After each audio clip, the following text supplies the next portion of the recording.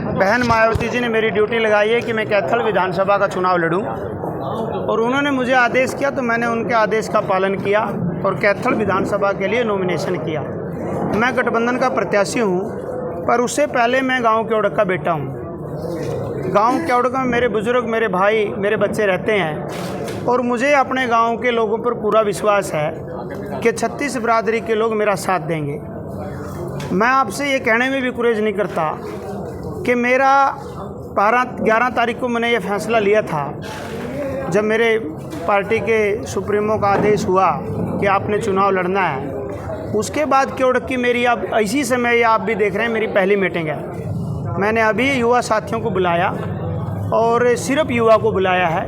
बुजुर्ग अभी भी इसमें हमारे उतने इन्वॉल्व हम नहीं कर पाए, क्योंकि मैं लगभग 4 दिन से मेरे हल्का के भी प्रोग्राम बने हैं। अभी मैं हल्के से ही आया हूँ, और हल्के में भी मैंने डोर टू डोर का रख रखा है। मेरे यूँ मानो कि कुते पर दीवाल, दुंदरेड़ी, सजुम्मा, आपका गूणा, छोत, बानपरा, फ्रांसाड़ा, गढ़ी, पाड़ला, दिल्लोवाड़ी, आपका मालखेड़ी, सांगण और नंदसिंह वाड़ा, ये गांव कवर कर चुका हूँ। ऐसे ही रेगुलर मेरे 6-6, 7-7 गाँव हैं, और फिर बहुत अपना शहर भी है। हर वार्ड में मैं जाऊंगा, लोगों से वोट की अपील करूंगा।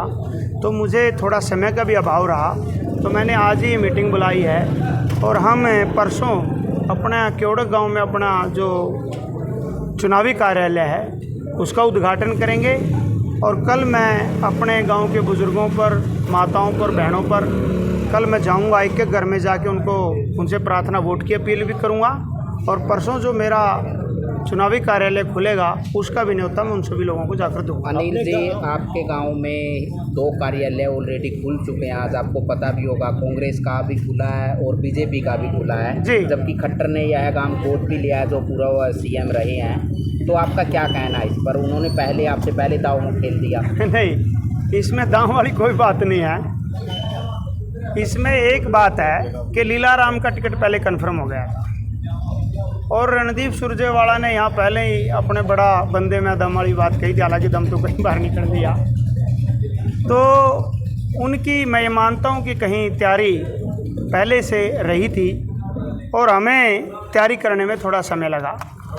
पर उन्होंने दफ्तर खोला। केवड़क गांव सभी का गांव है, 36 बिरादरी का आदर करता है, और अगर केवड़क में कोई मेहमान आता है उसका आदर करना भी चाहिए। मैं अपनी तरफ से भी ये कहता हूँ, हमारी क्या ऐसी नैतिकता और ऐसी हमारी मानसिकता नहीं है कि हम किसी का निरादर करें, और ना ही हम कोई जाति और धर्म की राजनीति करते हैं। हमारी तो पार्टी गरीब, किसान और कमेरे की पार्टी है, और मेरा केवड़क गांव भी बहुत ही सुलझे हुए लोग यहाँ रहते हैं। ऐतिहासिक गांव है, प्राचीन गांव है, बहुत ही संघर्षशील यहाँ रहते हैं लोग। उतने ये लोग आदर सत्कार भी सभी का करते हैं। ठीक है, उन्होंने दफ्तर खोला है और खोलना भी चाहिए। वो अपनी लड़ाई लड़ेंगे, मैं अपनी लड़ाई। अनिल जी, लोग तौर पर कितना समर्थन है गांव का आपको? देखिए, पंचायती तौर पर तो ये है कि आप लोगों से मिलोगे तो ख़ास तौर पे युवा साथियों में हर रोज़ जो ग्रुप हैं उनमें चर्चा चलती है, और बुजुर्ग भी जो बैठकों में बैठ के चर्चा करते हैं कि भाई चुनाव है, हमने मत देना है, तो हमने वोट हम अपने को देंगे, अपने को जिताएंगे। अनिल जी, लोग कह रहे हैं कि भाई अनिल बंदा ठीक है, लेकिन पार्टी को देख के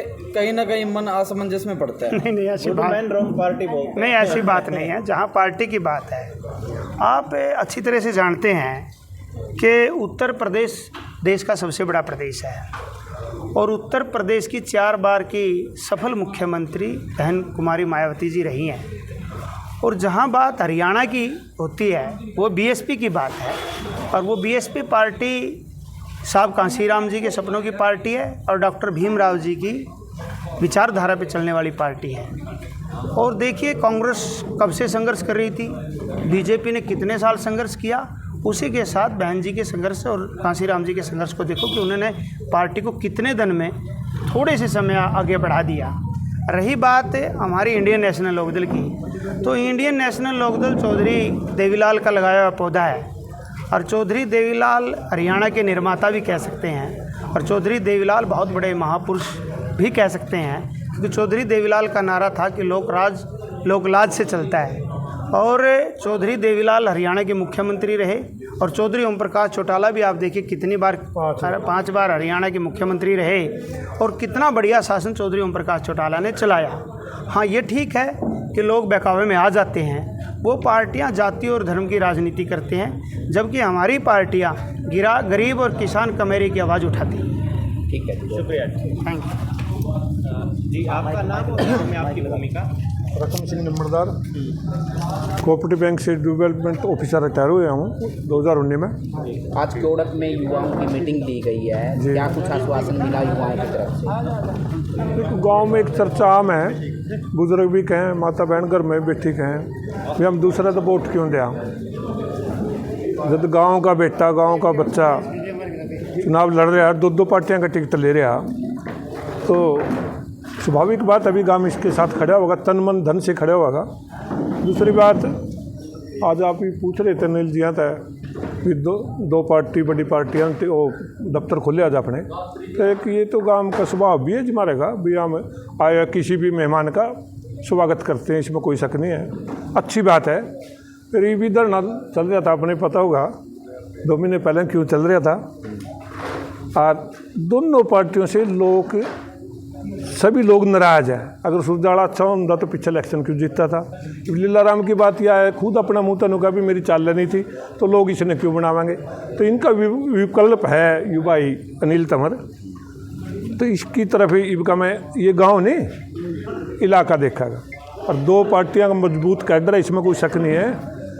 तो उम्मीद लेकर चलेंगे भी हमारा प्रत्याशी जीतता है। कोई बड़ा चेहरा भी आवेगा जी प्रचार प्रसार खातिर? बिल्कुल आवेगा जी, बिल्कुल बड़ा चेहरा भी आवेगा। कोशिश रहेगी बहन जी भी चक्कर लावा नहीं हुआ, किसी ने आदेश देवेगी। ठीक है, धन्यवाद आप लोगों का।